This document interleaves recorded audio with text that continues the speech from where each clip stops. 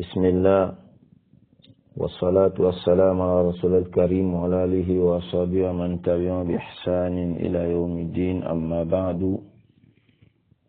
Après ces quelques mots d'usage, par la permission d'Allah subhanahu wa ta'ala, je m'en vais ici faire une réplique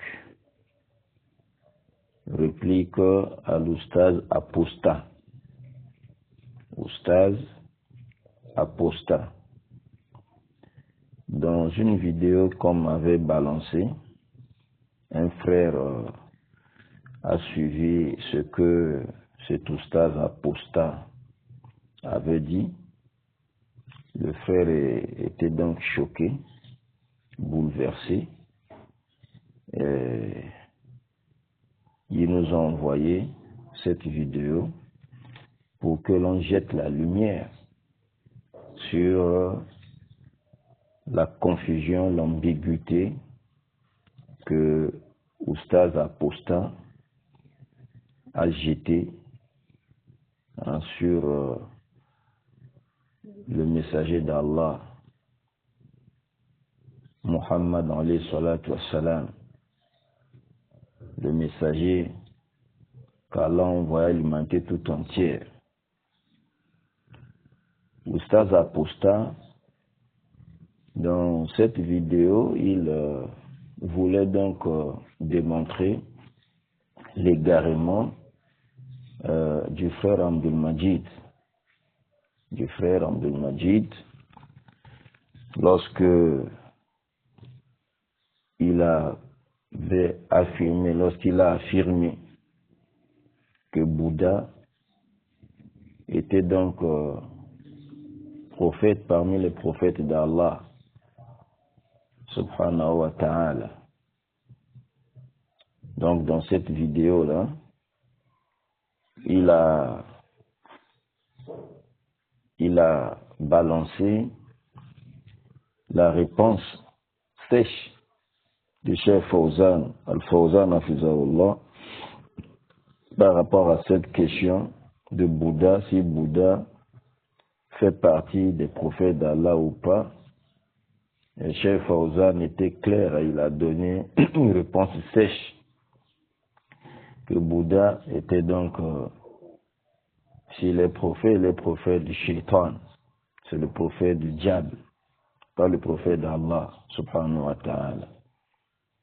Mais le oustaz apostat, avant donc de vraiment parler de Bouddha là, et proposer donc la réponse de Cheikh Fawzan, et après poser la question maintenant, qui de Fawzan, Cheikh Fawzan, qui d'Abdul Majid, alors qui on va, la réponse de qui allons-nous prendre? On va prendre la réponse de qui? De Cheikh Fawzan, qui dit que Bouddha est le prophète du diable, ou bien la parole de Abdul Majid qui dit que Bouddha est prophète parmi les prophètes d'Allah. Donc avant de parler de ça, il est revenu sur une parole. C'est là notre sujet. Il est revenu sur une parole que le frère Abdul Majid avait donc prononcée, voulant donc démontrer, appuyer, soutenir sa fausseté sur Bouddha, attribuant la prophétie donc à Bouddha. Il dit un connaisseur peut commettre d'erreurs. Un connaisseur peut commettre d'erreurs dans la transmission du message, dans la transmission des enseignements. Sauf le prophète Muhammad alayhi salatu wassalam, le prophète ne commet pas d'erreur dans la transmission du message. Dans la transmission du message. Donc, Oustaz apostat a épinglé cette parole. Écoutez, Abdul Majid a dit, et alim, un connaisseur, quel que soit son niveau de connaissance, dans la transmission du message, il peut commettre des erreurs, mais pas le prophète Muhammad alayhi salatu wassalam.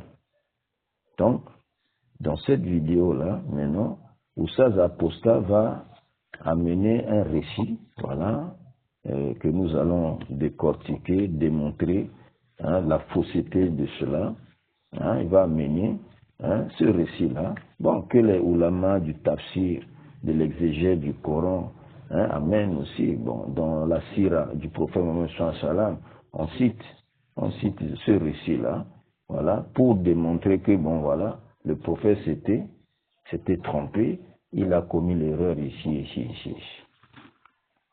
Donc nous prenons la parole aujourd'hui pour jeter la lumière sur cette ambiguïté, cette confusion,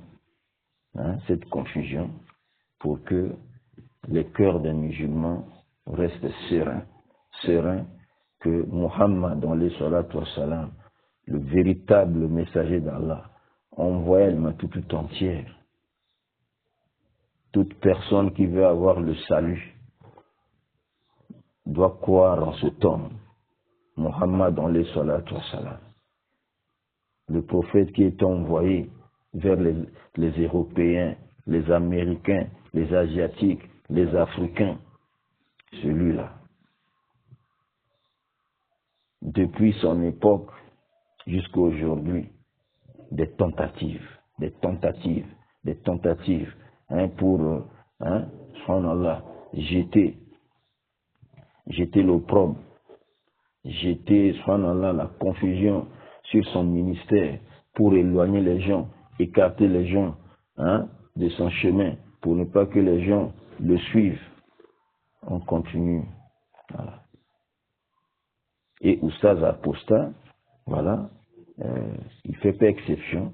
Il est aussi parmi ces gens-là qui cherchent justement à détourner les gens de la vérité d'Allah, à détourner les gens de la vraie religion d'Allah subhanahu wa ta'ala qui est l'islam. Bon, on l'appelle Oustaz Apostat. Moi, je comprends qu'il était musulman et puis il a apostasié. On l'appelle Oustaz Apostat. Donc, il a abandonné, il est maintenant de l'autre côté. Il a quitté la vérité, il est allé vers le mensonge. Là où il va aller directement à l'enfer si Allah subhanahu wa ta'ala ne le rattrape pas par sa miséricorde, afin qu'il revienne vers la vérité, la lumière. Donc, il va aller tout droit à l'enfer.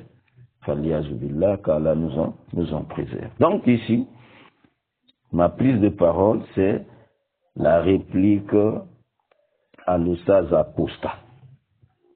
Nous disons, le prophète Muhammad, alayhi salatu wa salam, prière salut d'Allah, ne commet pas d'erreur dans la transmission du message.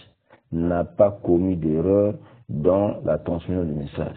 Avait-il commis d'erreur en récitant la sourate 53, versets 19 à 22, puisque Oustaz Apostat affirme que, oui, il affirme que le prophète a commis d'erreur en récitant tamam la sourate 53, sourate Najm, sourate l'étoile, dans ces versets 19 à 22, le prophète Mohammed sallallahu alayhi wa sallam a commis d'erreur. Donc nous allons ici jeter la lumière, dissiper cette ambiguïté-là. Le prophète sallam n'a pas commis d'erreur dans la transmission du message. Alors, que disent d'abord ces versets? On lit d'abord ces versets. Tamam. Quant à l'histoire de Bouddha, bon, Bouddha, on verra ça après. Déjà, c'est clair, Bouddha n'est pas prophète d'Allah. Le frère souffre de cette maladie-là, qui n'a pas de basiques. Il n'a pas de basiques de l'islam, les fondamentaux de l'islam. Dans l'apprentissage de l'islam, il y a des fondamentaux. Donc, voilà, le frère, lui, bon, voilà. Il a cette liberté-là d'aller lire n'importe où. Bon, voilà. Et il ne sait même pas que dans l'islam, la preuve, c'est le Coran, la sunna, authentique, bien sûr, la sunna authentique, et d'après la compréhension de nos pieux prédécesseurs. Hein? C'est d'abord ça. Hein? Voilà. Donc bon, il va aller lire Bouddha, il va aller lire, je sais pas quoi, Confucius, il va lire, je sais pas quoi. Après, bon, il amène ça dans l'islam, les preuves c'est pas ça, les preuves. Les preuves, on prend ça dans le Coran, dans la Sunna authentique, dans les paroles des Sahaba, l'ijma, le consensus des savants, ainsi de suite. Voilà. Donc, c'est pas dans, voilà. C'est bon. Ça, on reviendra. Nous, c'est d'abord ce sujet crucial, capital. Alors, Allah dit quoi dans la sourate Najm? On donne d'abord la lecture. On donne la lecture. Sourate Najm, sourate numéro 53. Sourate 53, Ikhwan. Au verset 19 à 22, Allah dit que vous ensemble des divinités, Lat et Unza, hein, Lat et Unza faisaient partie des fausses divinités, des statues que les Quraysh adoraient avant que Rasul Salam ne vienne pour venir briser tout ça là, appeler les gens à l'adoration d'un seul vrai Dieu, le Dieu créateur, Allah subhanahu wa ta'ala. Donc, ces gens-là adoraient Lat. Ils adoraient Lat et Unza. Donc, Allah dit que vous ensemble des divinités, Lat et Unza. Ça c'est le verset 19. Verset 20. Ainsi que Manat, cette troisième hôte, donc troisième statue, parmi les statues, ça c'est les grosses, les grandes, les plus importantes. Voilà. Donc, c'est qu'ils adoraient. Hein? Et Manat, ainsi que Manat, cette troisième autre. Vous voyez? Verset 21. Sera à vous le garçon et à lui la fille. Vous voyez? Donc, voilà, ils sont maintenant des noms féminins, quoi. Voilà. Ils ont dit Lat, Manat, ainsi, Unsa. Voilà. Donc, vous donnez, vous prenez des garçons, donc, et vous donnez à Allah, donc, des filles, parce que à l'époque, voilà, ces idolâtres, ils attribuent à Allah des enfants, donc, des filles, des anges, sont les enfants d'Allah, des filles, subhanallah, gloire et pureté à lui, ainsi de suite. Oui. Donc, au verset 22, que voilà donc un partage injuste. Voilà donc un partage injuste. Donc vous prenez les garçons, donc vous donnez à Allah des filles, alors que vous, quand on vous annonce la naissance d'un enfant de sexe féminin, alors pour vous, c'est une honte de la famille, une honte, vous avez même honte de vous présenter devant les gens, vous avez honte d'annoncer même aux gens que votre femme a accouché, ainsi de suite. Et on enterrait même ces enfants-là vivantes, on les enterrait vivantes, ces filles-là. Voilà, ça c'est à l'époque du paganisme, à l'époque de l'ignorance, avant que Muhammad dans les salats n'arrive. Donc quand Allah envoie Muhammad, c'était donc pour briser tout ça, mettre fin à tout ça. Voilà. Donc Muhammad, il a défendu le droit de l'enfant depuis Muhammad. C'est pas avec l'UNESCO, c'est pas avec l'ONU, avec ces organes-là. Non. Muhammad, avec sa révélation venue de la part d'Allah, avait déjà réglé la situation là. Voilà. L'égalité entre enfants, les sexes et machin, tout, il avait déjà enseigné ça. Alhamdulillah Rabbil Alamin. Alhamdulillah Rabbil Alamin.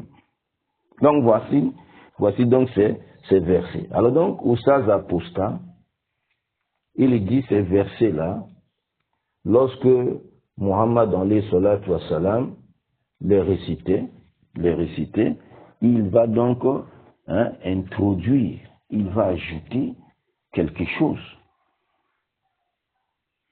que Jibril alayhi salatu wa salam ne lui avait pas dicté. Tout cela pour avoir les faveurs de son peuple, des Kouraïches, pour que les Kouraïches se plaisent à lui, et ainsi de suite. Donc pour leur faire plaisir, il va insérer une parole qui n'était pas la révélation. Donc en lisant donc ces passages-là, que vous ensemble des divinités, Lat et Unza, ainsi que Manat, ouais, cette troisième autre, ouais, non? Maintenant il va ajouter que voilà ces divinités-là, ces statues-là, tamam, donc leur intercession doit être espérée. Donc, les gens peuvent intercéder, peuvent demander l'intercession auprès de ces statues-là. Peuvent demander l'intercession auprès de ces statues et ça va donner voilà, gain de cause. Il a mis ça, il a récité ça. D'après, voilà, ce qu'on a dit. Donc, Oustaz Apostat dit, pour soutenir donc cette prétention qu'effectivement Rasulullah sallallahu alayhi wa sallam avait commis une erreur dans la transmission du message, il va donc citer la sira de Ibn Hisham.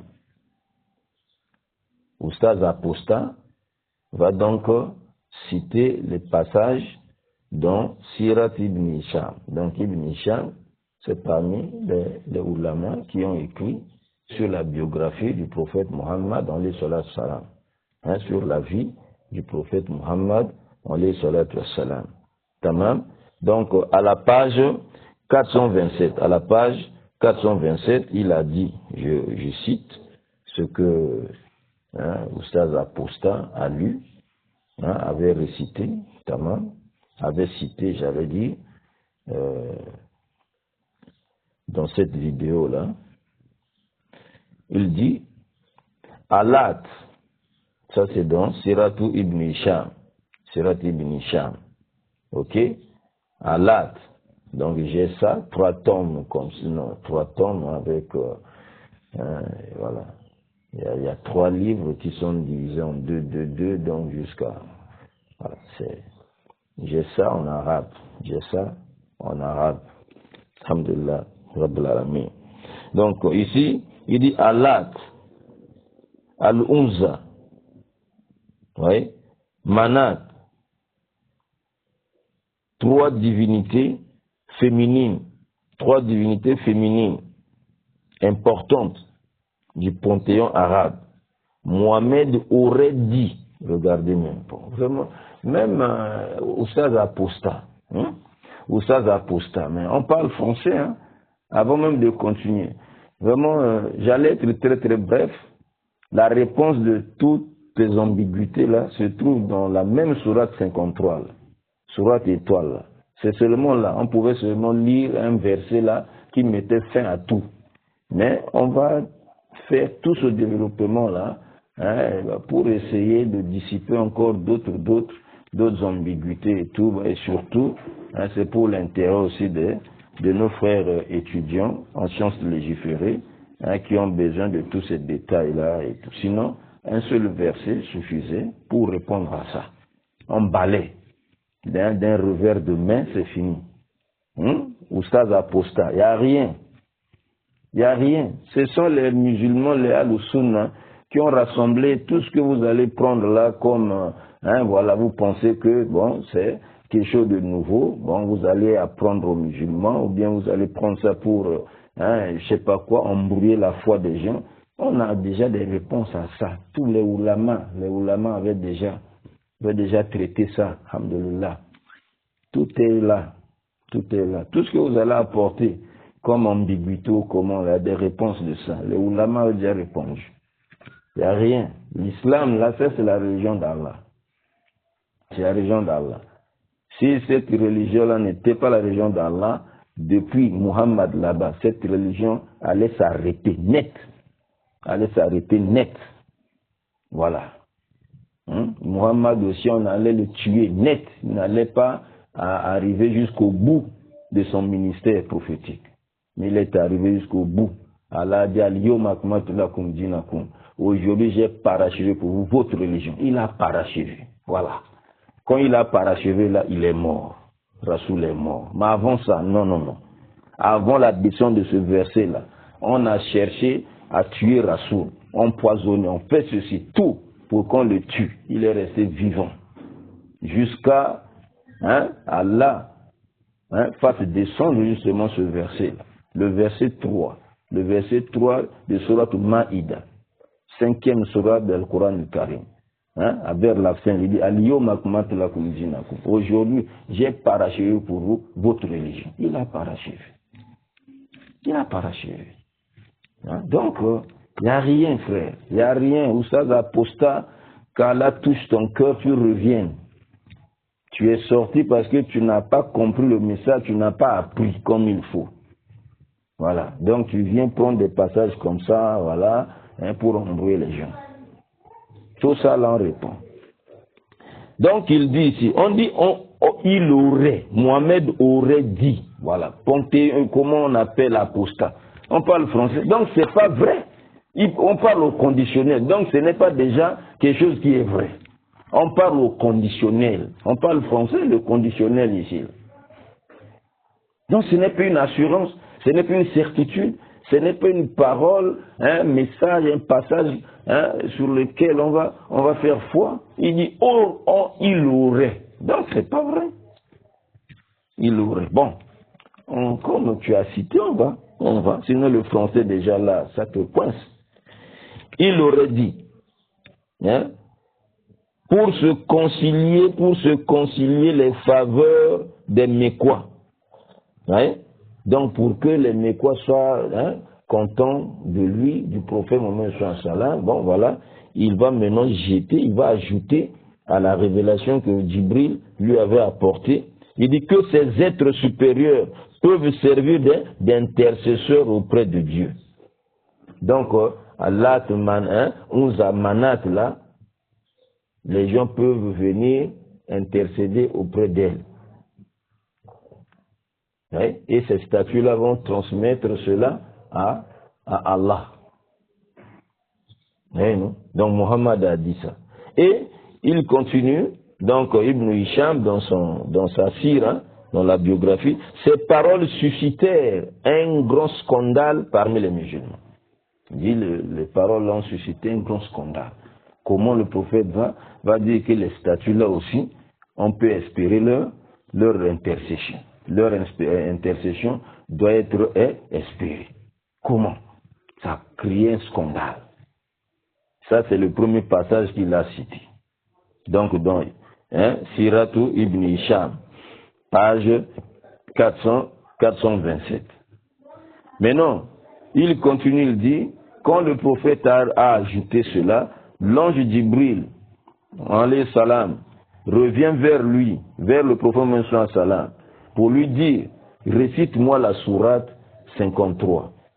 Donc récite-moi la sourate, sourate Najm, l'étoile.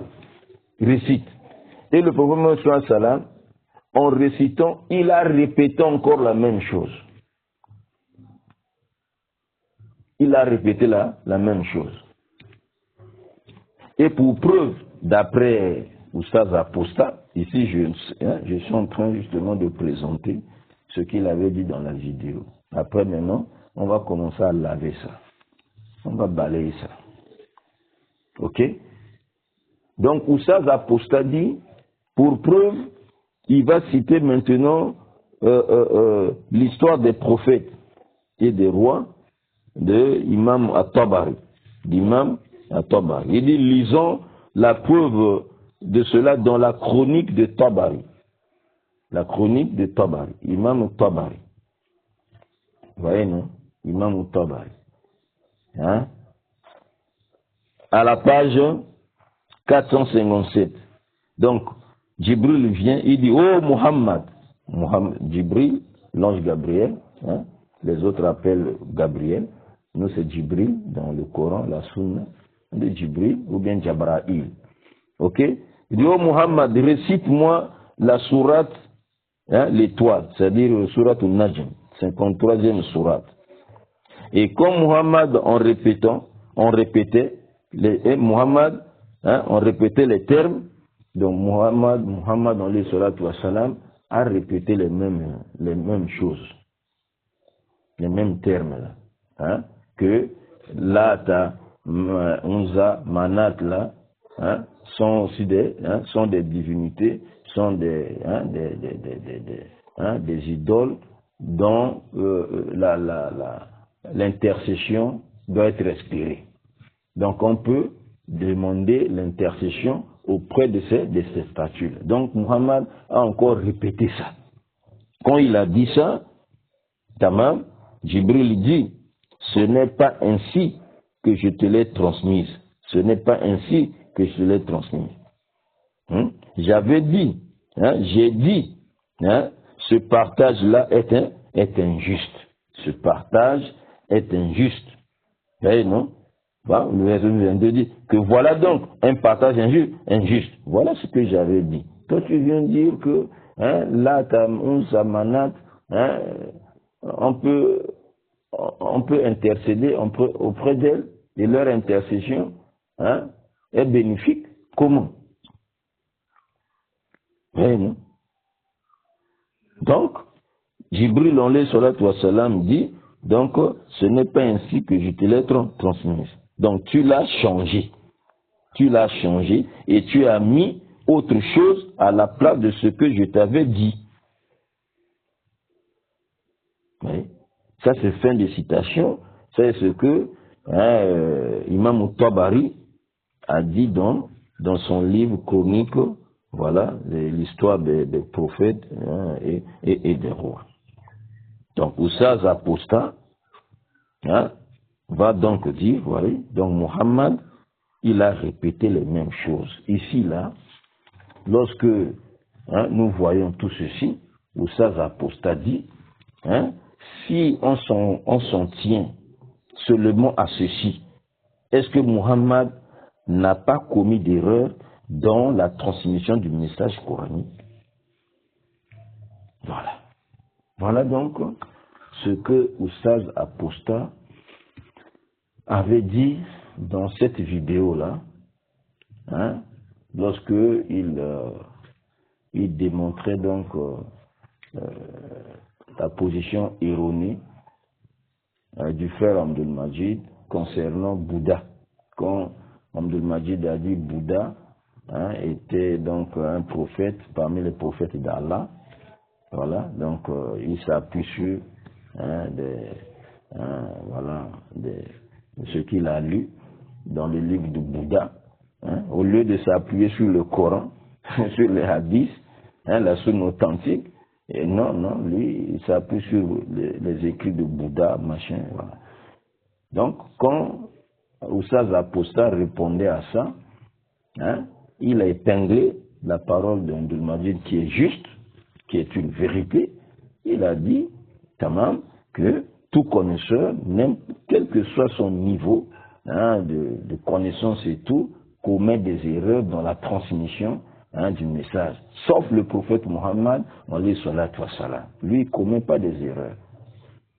Donc, Oussaz a pour ça épinglé ça, pour dire non, le prophète a commis des erreurs dans la transmission du message hein, coran islamique et soit la preuve, là, voilà, la preuve pour lui, donc c'est ce récit-là, tel que je viens de vous le présenter.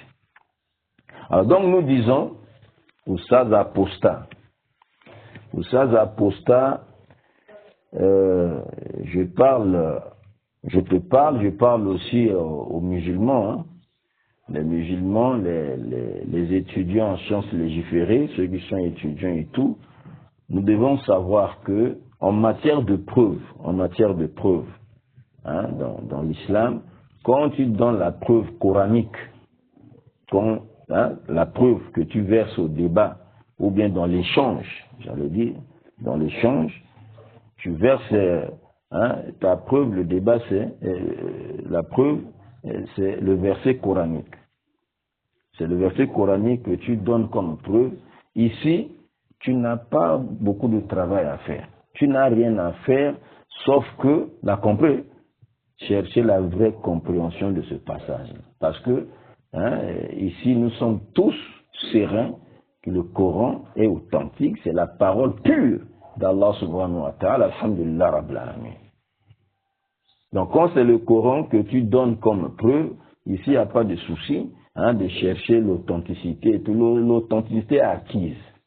L'authenticité, pour le Coran là, et voilà, c'est acquis. C'est déjà acquis, il n'y a pas de souci. Ici, le problème, c'est vraiment la compréhension du passage. Mais quand tu donnes comme preuve, tu cites un hadith, c'est la sunna. Tu cites la sunna. Ici, là, où ça apostat, et les autres, voilà, et les musulmans, ici, les étudiants sont légiférés. Ici, on doit savoir que on a double travail ici, là. On a double travail à faire ici. Le premier travail, c'est d'abord de vérifier l'authenticité de cela. Parce que dans la sunna, il y a la sunna authentique et la sunna qui n'est pas authentique. Et la preuve, c'est dans la sunna authentique. Donc, il faut vérifier maintenant. Est-ce que cet hadith-là est authentique? Il faut d'abord vérifier. Il faut d'abord vérifier. Maintenant, quand tu fais cette vérification et que c'est prouvé que l'hadith est authentique, c'est le prophète qui a dit, le prophète a fait, et voilà, en ce moment-là, deuxième étape, c'est maintenant la compréhension maintenant. La compréhension de ce texte-là. Donc nous avons ici deux choses à faire. Alors, Oustaz Apostat, toi pour démontrer que Muhammad alayhi salatu wa salam avait commis des erreurs dans la transmission du message, tu cites Ibn Hisham, tu cites la Sira d'Ibn Hisham, tu cites Imam Tabari. Donc, c'est dans la Sunna. C'est dans la Sunna là-bas que tu es allé puiser ta preuve. Maintenant, ici, on doit revenir sur les basiques. Les basiques, quand c'est la Sunna là, on doit d'abord vérifier l'authenticité. Parce qu'il y a une sunna faible, qui est faible, une sunna inventée. Il y a des choses qu'on a inventées, on attribue au prophète. Il y a des chaînes de transmission qui sont faibles. Quand la chaîne de transmission est faible, on ne peut plus attribuer cela au prophète. Il faut que la chaîne de transmission soit authentique. Ça, c'est un.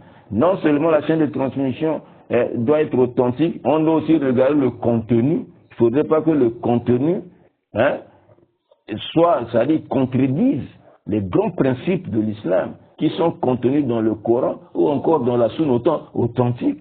Si le contenu là est contraire à ça, malgré que la chaîne de transmission est authentique, on rejette. Oustaz Apostat. Donc toi, tu ne t'es pas donné cette peine-là. Je comprends. Je te comprends parce que, ou bien je vous comprends. Parce que toi, ton problème, c'est de, comment on appelle, jeter le flou, jeter le doute dans les cœurs des musulmans, salir l'islam, salir le prophète de l'islam, ainsi de suite, saboter, et voilà, et c'est normal. Tout ce que tu mettras, tout ce qui tombera dans tes mains, voilà, sous tes yeux, tu prends, tu balances. Tu n'as pas à te donner de la peine de vérifier. Tu vas vérifier pourquoi. Tu n'es pas musulman, tu t'en fous. Tu prends seulement, tu balances. Les musulmans n'ont qu'à aller se débrouiller là-bas. S'ils vont parvenir à se tirer, à tirer l'épingle du jeu, à sortir de cette ambiguïté, c'est tant mieux pour eux. S'ils n'arrivent pas, j'ai déjà jeté mon virus, le virus va travailler. Toi, ton souci, ton problème, c'est de voir ces musulmans-là être troublés dans leur foi et puis abandonner l'islam. Tu n'as pas cherché l'authenticité. Bon, mais alors, comme tu l'as fait, nous maintenant musulmans, on dit, apostat, reste tranquille, on va te démontrer que le récit là est faux. Le récit là est faux. Que Mohammed, en récitant sourate l'étoile, chapitre l'étoile, sourate l'étoile, 53e sourate, dans ses versets 19 à 22, voilà, il a vénéré, il a honoré les idoles des Mécois. Il va dire que ces statues-là aussi, leur intercession est espérée. Si vous intercédez auprès de ces statues-là vont vous rapprocher d'Allah. C'est faux. L'histoire-là est faux. Maintenant, comme toi, Oustaz Aposta, tu connais le Tafsir ibn Kathir, non? Vous connaissez maintenant les Sahih Bukhari, les Muslims, les Abu Daoud, les Tirmizi. Vous citez là, Masha'Allah. Les pasteurs Ménard, là, vous citez maintenant Ibn Kathir et tout, voilà. Donc, je te ramène dans Ibn Kathir. Oustaz Aposta. Oustaz Aposta, tu vas prendre Ibn Kathir. Je sais que tu en as. Voilà, tu as ça. Si tu n'as pas ça, au moins, même dans ton téléphone, là, application, tu cherches Ibn Kathir. Voilà, Ibn Kathir. Ibn Kathir, lorsqu'il explique, il fait l'exégèse de la sourate al-Hajj. Parce que cette histoire-là, on raconte ça dans les livres de Tafsir, lorsqu'on explique le verset, verset de sourate al-Hajj, chapitre 22 du Coran, donc le verset 52, à partir du verset 52, 53, 54, lorsqu'on explique ces versets-là. Je lis seulement en français le verset 52, Surat al-Hajj. Donc tu vas ouvrir Ibn Kathir au niveau de ce chapitre-là, Surat al-Hajj.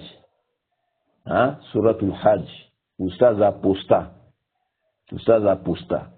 Ouvre le tafsir d'Ibn Kathir sur la sourate al-Hajj, 22e sourate du Coran. Tamam.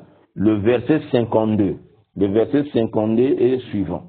Le verset 52 dit: nous n'avons envoyé avant toi ni messager, ni prophète, qui n'ait récité ce qui lui a été révélé, sans que le diable n'ait essayé d'intervenir pour semer le doute dans le cœur des gens au sujet de sa récitation. Allah abroge ce que le diable suggère, et Allah renforce ses versets. Allah est omniscient et sage. Ou sage apostat. Donc quand tu arrives sur cette sourate-là, tu ouvres Ibn Kathir. Ibn Kathir va maintenant te rapporter ces récits-là.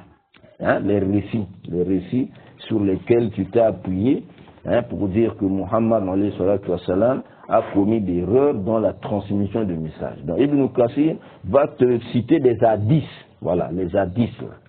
Avant donc de citer ces hadiths-là, il te donne déjà le khulasa, la conclusion, le travail qu'il a déjà fait. Il est passé en revue.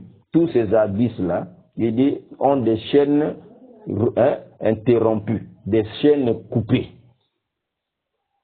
On dit ce sont les hadiths mursala. Hadith mursala. Donc les chaînes de transmission rompues. Quand la chaîne de transmission est coupée, ou ça apostat, je ne sais pas si tu avais appris le mursal al hadith. Tu avais fait seulement un tour, un crochet. Dans l'islam, tu es sorti. Je ne sais pas si tu avais eu le temps d'apprendre. Si tu as eu le temps d'apprendre, il y a une science qu'on appelle mursal al hadith. On appelle ça mursal al hadith. La science des hadiths. Dans cette science-là, voilà, à travers les chaînes de transmission, on va vérifier si la parole-là, effectivement, le contenu de cet hadith, on peut l'attribuer au prophète ou pas. Ça, dans la chaîne de transmission. C'est ça qui nous permet. Voilà pourquoi les Ibn Hisham, les Imam Tabari, ils font partie des oulémas qui ont écrit la Sira, ils ont rassemblé les hadiths, mais ils ne se sont pas donné de la peine, vraiment, de vérifier maintenant l'authenticité de ces hadiths-là. Bon, donc leur mérite c'est seulement quoi? En tout cas, ils nous ont laissé cet héritage-là, les hadiths, tout, voilà, avec les chaînes de transmission. Ce qui va permettre aux ulama, les autres ulama maintenant, de pouvoir regarder, vérifier l'authenticité de cela. C'est ça leur mérite. Alhamdulillah Rabbil Alamin. Donc Ibn Kathir dit, je lis Ibn Kathir, Ibn Kathir, وَقَدْ ذَكَرَ كَثِيرٌ مِنَ الْمُفَسِّرِينَ هَا هُنَا qui sortent le Gharanique, voilà, les Gharaniques, hein, où ça l'apostat, tu avais cité, non, hein, les Gharaniques, là, Gharaniques. Donc les ulama, beaucoup d'exégètes, des commentateurs du Coran, hein, mentionnent ici, c'est-à-dire en expliquant ce verset-là, mentionne ici le récit des Gharaniques. Les Gharaniques, ce sont donc ces statues-là. Hein, les statues-là que les Mécois adoraient. Ces divinités-là. Donc les Lat, les Manat. Tamam. Donc il récite, il mentionne cette histoire-là. Qui dit, comme Ibn Hisham a dit dans la Sira, Imam al-Tabari dans l'histoire des prophètes, que Rasul sallam en récitant Surat l'étoile, verset 19 à 22, il a inséré, il a prononcé. Donc le diable est venu parler sur la... Subhanallah. On dit même comme ça dans ces hadiths-là, que le diable est venu parler sur la langue du prophète. Le prophète va maintenant prononcer. Donc ces statues-là aussi, ces idoles, leur intercession doit être espérée. Leur intercession doit être espérée. Subhanallah. Subhanallah. Gloire et pureté à Allah. Donc, Imam Ibn Kathir dit, il mentionne ce récit-là. وَمَا كَانَ مِنْ رُجُوعٍ كَثِيرٍ مِنَ الْمُهَاجِرَةِ إِلَى أَرْضِ الْحَبَشَةِ. Quand ce récit-là, cet événement s'est passé, en lisant dans Surat al-Najm, et ayant fait les éloges aux divinités donc des Mécois là, Tamam, Rasulullah sallallahu alayhi wa sallam, à la fin de la sourate, vous voyez, dans cette sourate-là, on demande la prosternation. On demande de se prosterner. Quand vous arrivez à cet endroit-là, on se prosterne. Ou ça, apostat. Donc, quand Rasulullah sallallahu alayhi wa sallam s'est prosterné, bon, donc les idolâtres, les associateurs, ayant écouté que Mohamed a fait les éloges à leur divinité, cette fois-ci-là, eux aussi, ils ont fait quoi? Ils se sont prosternés aussi. Ils se sont prosternés. Alors, quand la nouvelle s'est propagée, est arrivée jusqu'en Abyssinie, actuelle Éthiopie, parce que certains compagnons avaient quitté la Mecque à cause de l'oppression,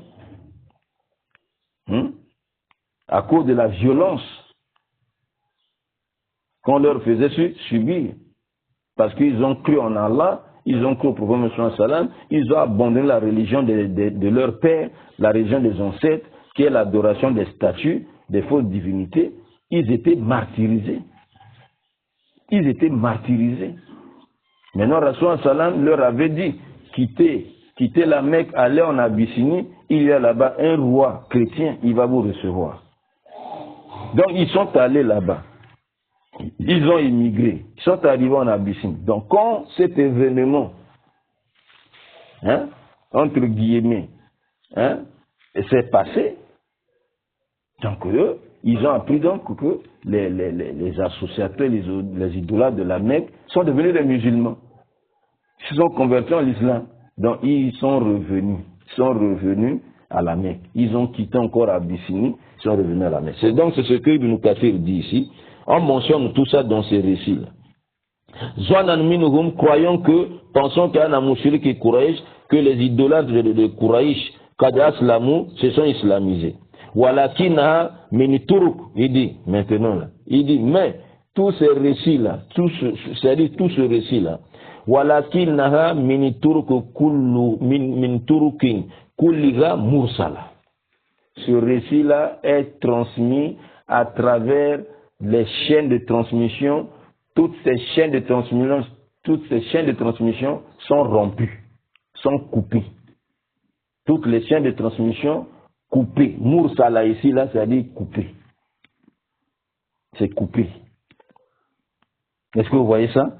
Il dit walam araha mustanadatan min wajin sahih. Je n'ai pas trouvé une chaîne de transmission qui est liée. Donc depuis l'imam qui rapporte cet hadith jusqu'au prophète Mohammed sallallahu alayhi wa sallam, il n'y a pas de rupture. Il n'y a pas de rupture. Donc je n'ai pas vu une chaîne de transmission authentique de ce récit-là. Ça c'est Ibn Kassir. Il dit Wallahu alam. Là, ici, bon, ça c'est Ibn Kassir qui a beaucoup de, voilà, on a fait le tahqiq, le takhrij, vérification des hadiths et tout, bon, sont plusieurs tomes, beaucoup de tomes, beaucoup de tomes, jusqu'à, je crois, 12 ou 13 tomes comme ça, là. Voilà. Ici, je suis en train de lire dans le tome 7.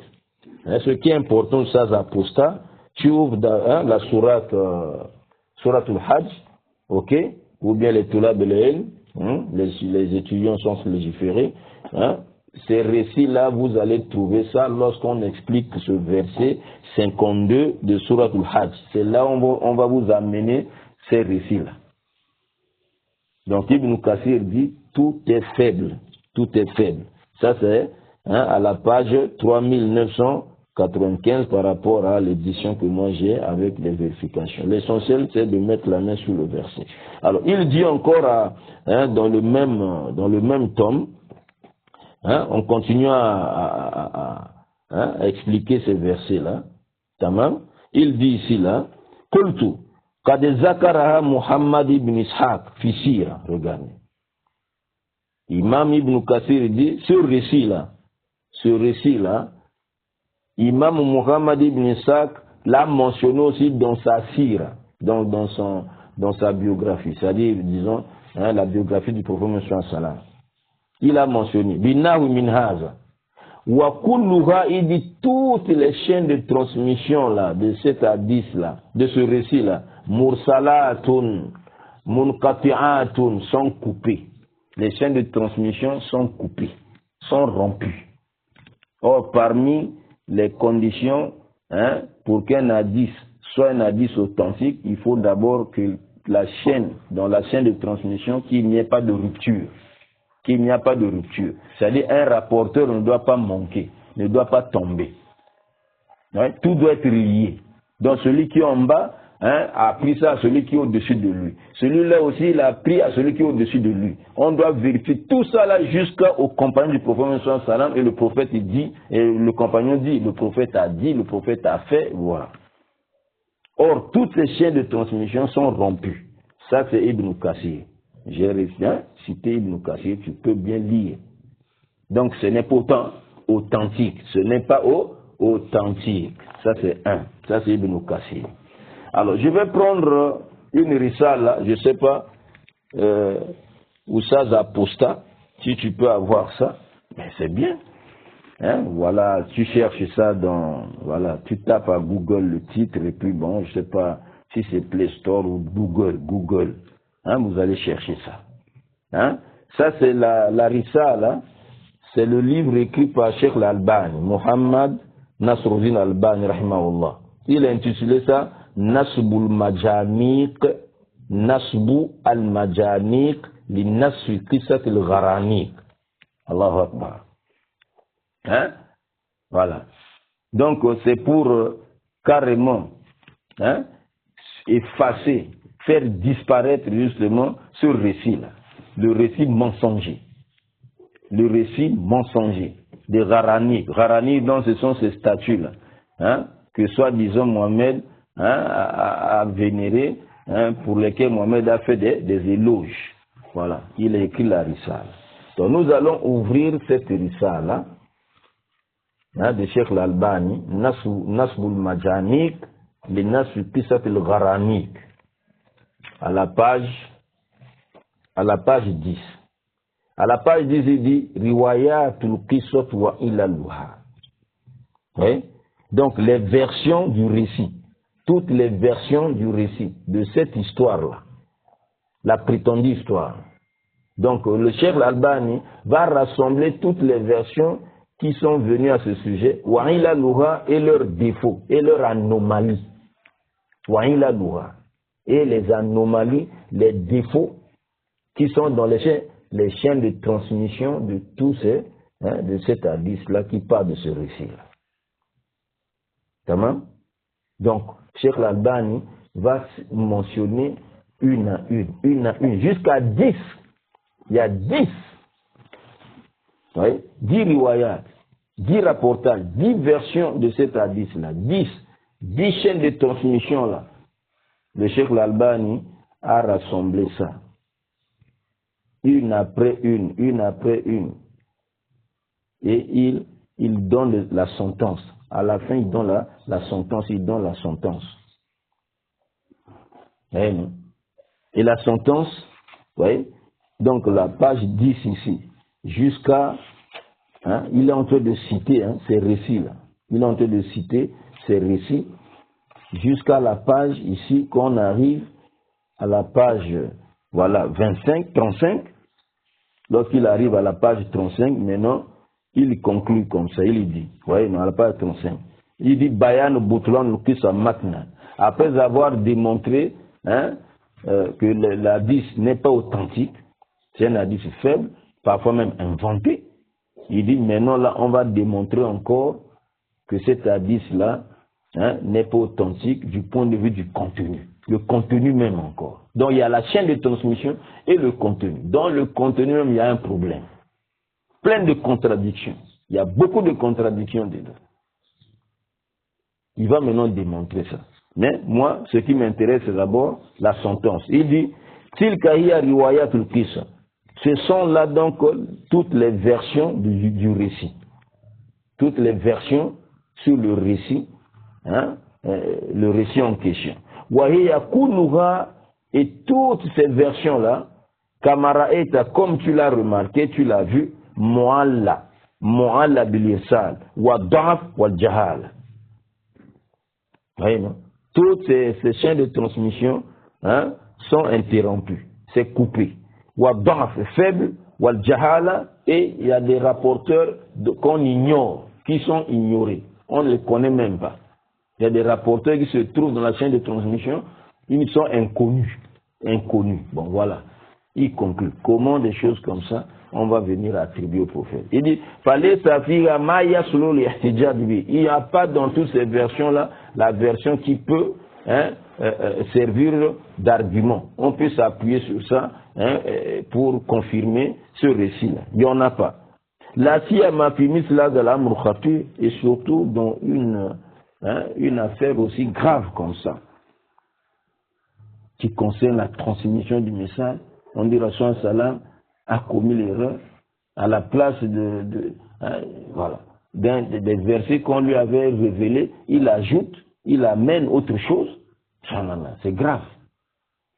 Donc, voilà d'abord ce qui concerne, ça c'est la chaîne de transmission. La chaîne de transmission, ce n'est pas fini.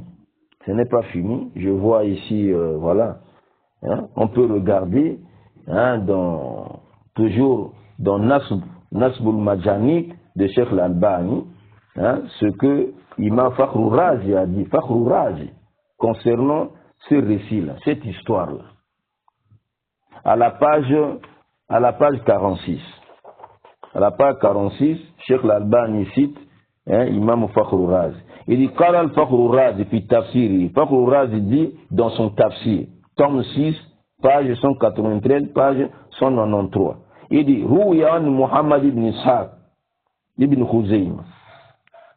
Ce récit-là est rapporté d'après Muhammad ibn Ishaq ibn Khuzayma. On rapporte d'après, voilà, Rouya. On rapporte d'après Muhammad ibn Ishaq ibn Khuzayma, le célèbre imam ibn Khuzayma, ok, qui a Sahib al-Sahih, son livre aussi s'appelle Sahih ibn Khuzayma. Donc Sahib ibn Khuzayma a été interrogé. Il fut interrogé au sujet de ce récit, le récit là, sur lequel tu t'es appuyé, toi, Oussaz apostat, tu t'es appuyé pour dire que Mohammed avait commis des erreurs. On pose la question à Imam ibn Khuzayma concernant ce récit. Ça fait partie des inventions des hypocrites. Oussaz apostat. Tu as entendu? Ça, c'est maintenant les imams qui vérifient les hadiths. Donc, on remercie Ibn Hisham, on remercie Imam Tabari, qui ont rapporté ces récits avec les chaînes de transmission. Maintenant, les gens, les ulama, vont vérifier. À partir de là, ouais. Ibn Khuzay m'a dit, ce récit-là, c'est une invention. Il dit c'est une invention des anadiques, des hypocrites. Et il a écrit tout un livre à ce sujet. Wakal Imam Abu Bakr, Ahmad ibn Hussein al-Bayhaqi, Imam al-Bayhaqi, ça c'est encore Imam Oustaz Aposta, ce sont les imams des hadiths. Imam al-Bayhaqi dit, Azil Qisagher Sabita. Il dit, ce récit-là n'est pas authentique. Cette histoire n'est pas authentique, mais nakl. Du point de vue de la transmission, dans la chaîne de transmission, ce n'est pas authentique, ce n'est pas sabita, ce n'est pas confirmé. Parce que tout est faible.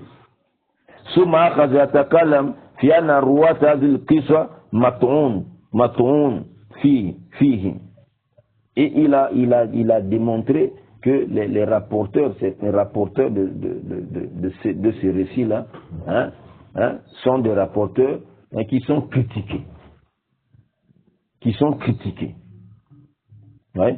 Il dit il dit aussi, al-Bukhari, il dit même Bukhari a rapporté fi Sahih dans son recueil des hadiths authentiques.